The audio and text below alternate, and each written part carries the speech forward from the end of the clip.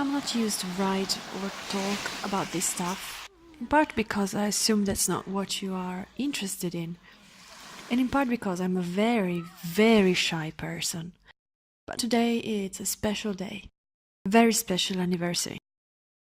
Today is my son's birthday, 2 years. For him, this is a moment of celebration with friends and family when he is even more spoiled than the usual Tuesday. For me, it's 2 years since the revolution. It's 730 days since the day my life changed. It took me 2 full years to realize the dimension of that change.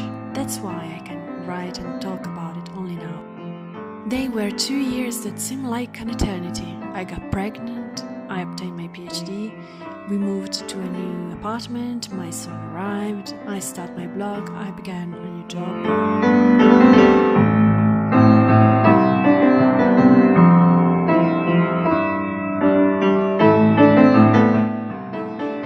Then we have some darker times with loved ones that left us.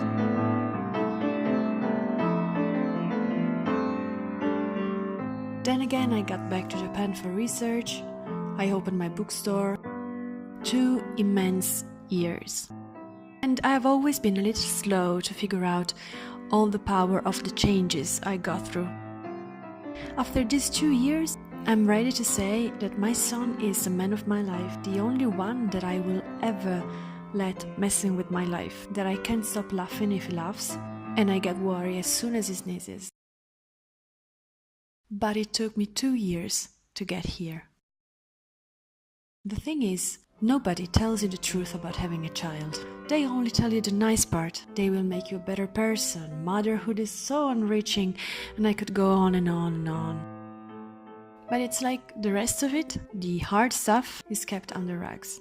And I'm not talking about the physical efforts and struggle. No, for that I've been prepared by other parents and friends and doctors, so I was well aware of the lack of sleep I was about to face.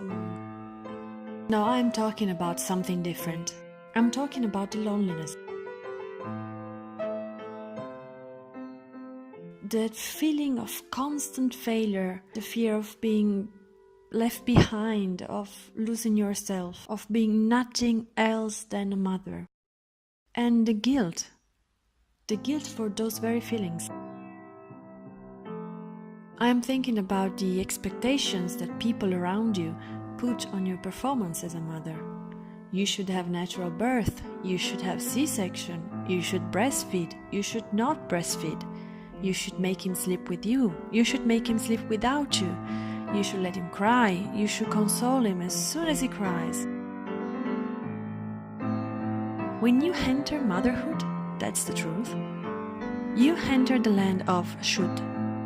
And with the shoulds also comes the sense of incompetence and inappropriateness. And often, when you speak with other mothers, that gets worse, because there's this strange race to prove that motherhood is amazing and that every woman is a natural-born mother. Well, clearly I am not. I don't even think that such a woman exists. And the more I talk with real and honest women, because I know a few of them, the more I realize that some of us are left alone. When you don't feel like fitting in the stereotype of the perfect mother, you are immediately a monster. You only think about yourself, your career, your fun. And you end up with endless doubts and with the hurdle to connect perfectly with this new human being that disrupts your entire existence. I spent the first 3 months of my child wondering if there was a way to put him back from where he came. I still remember those 3 months as a nightmare, a moment in which I firmly believed that I would have never worked again or have a normal life again.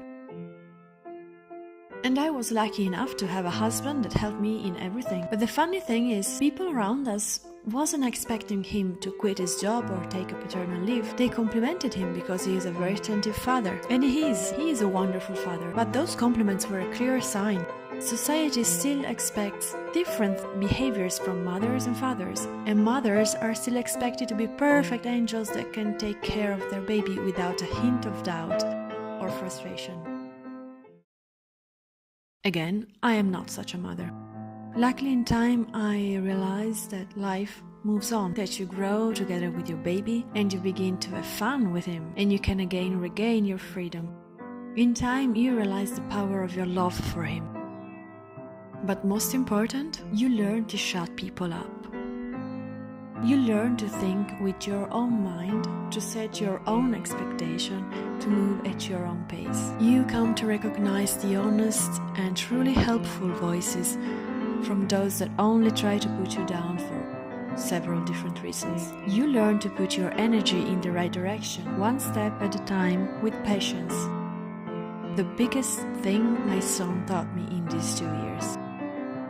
And once you shut the noises, what's left is love. Ciao ciao mamma.